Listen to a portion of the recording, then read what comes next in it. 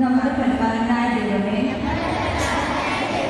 അങ്ങ് ഞങ്ങളോട് കാണിക്കുന്ന അതിരറ്റ സ്നേഹത്തിനും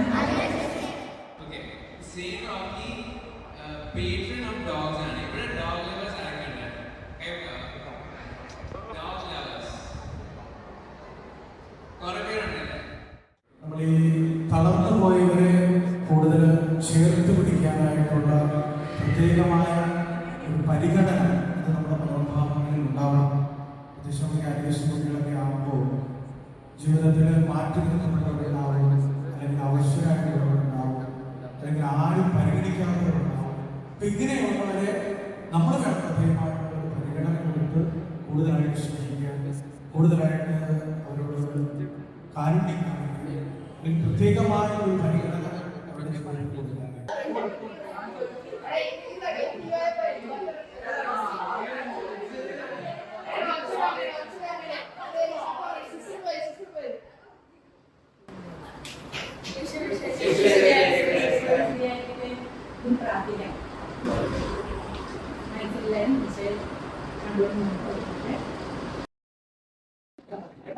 അറ്റൻഡൻസ് എടുക്കാട്ടോ. Okay. Panipparambil Diana, Cyril John,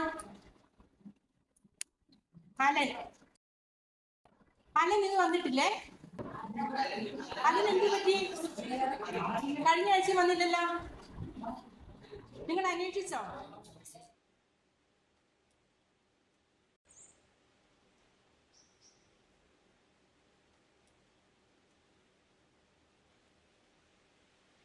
എടാ, നീ എന്താ ക്ലാസ്സിൽ വരാണ്ടിരുന്നെ?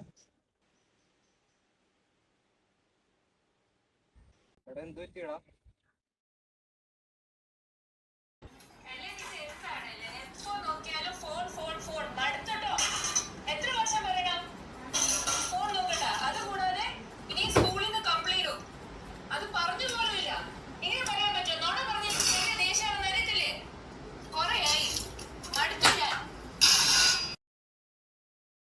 ഇതൊക്കെ കഴിഞ്ഞിട്ട് ഞാൻ എൻ്റെ അമ്മയോട് പോലും സംസാരിച്ചിട്ടും കൂടിയില്ല.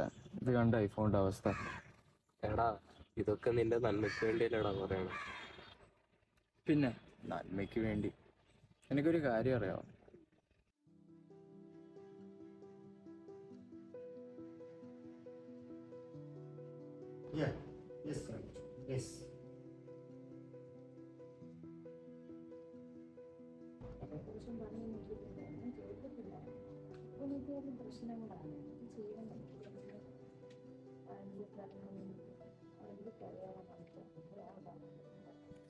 എടാ, നീ അതൊക്കെ ഓർത്ത് പേടിക്കണ്ട, ഞാൻ റെഡിയാക്കിക്കോ. ഇങ്ങനെ നിങ്ങളിന്ന് പിള്ളേരെല്ലാം വന്നായിരുന്നോ? എല്ലാം കുറച്ച് പേര് പരീക്ഷ എല്ലാവരും എഴുതിയോ?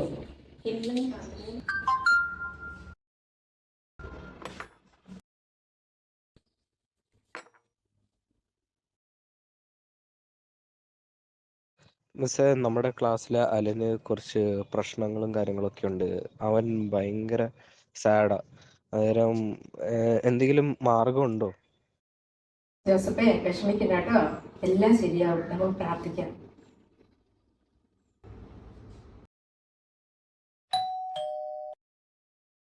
അലൻ, അലൻ,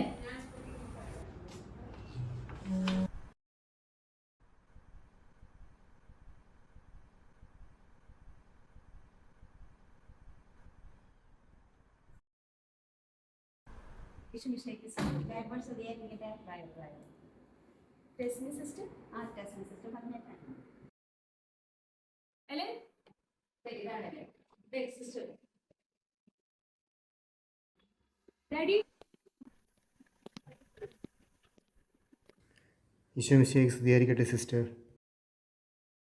സിസ്റ്ററിന് ചായ എടുക്കട്ടെ?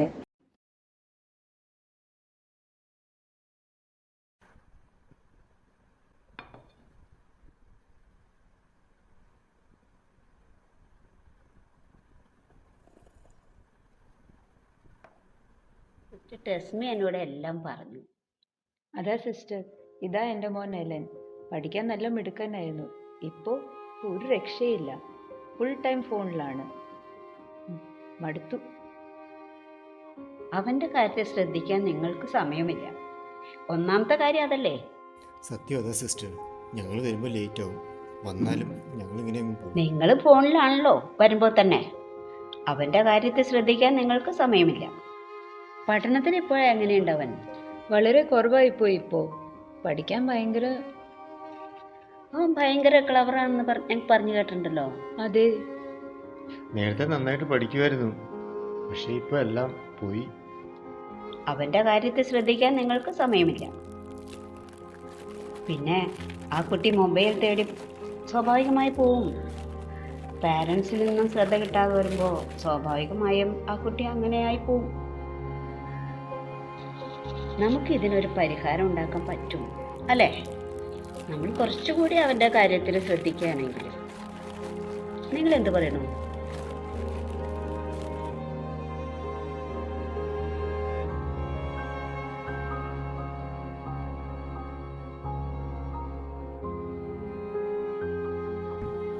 സിസ്റ്റർ, ഞങ്ങളിപ്പോൾ അതൊന്നും നോക്കുന്നില്ല.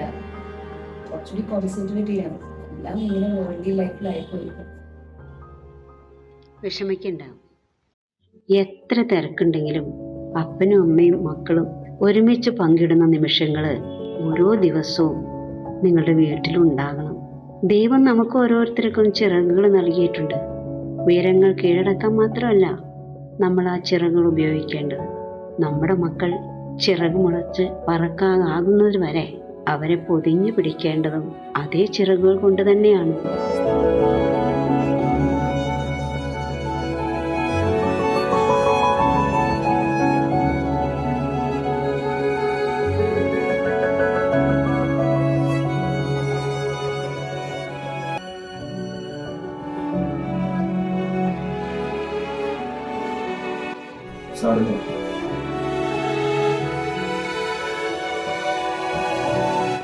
സാരമില്ലടാ, ഞങ്ങൾക്ക് തെറ്റ് പറ്റിയിട്ടുണ്ട്.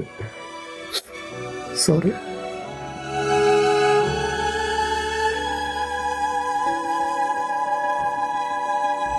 Thank you Jesus.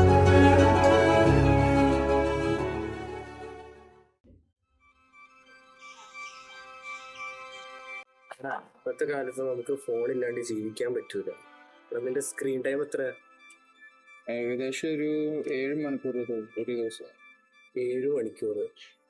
അതായത് ഒരു 10 വർഷം കഴിഞ്ഞാൽ പിന്നെ നിന്റെ 3 വർഷമാണ് നീ വേസ്റ്റ് ചെയ്യുന്നത് നിന്റെ ഫോണിനകത്ത്. അതിന്റെ പകരം നീ എന്തെങ്കിലും സ്കില്ല് പഠിക്കാമെന്ന് വിചാരിച്ചു. So you will be good at it. മനസ്സിലായോ? അതായത് നീ മാക്സിമം നിന്റെ സ്ക്രീൻ ടൈം കുറയ്ക്കാൻ നോക്ക്. പിന്നെ ഇല്ലേ, നീ നിന്റെ പാരൻസിന്റെ കൂടെ കൂടുതൽ ഇന്ററാക്ട് ചെയ്യാൻ നോക്കട്ടോ. ശരിയാ.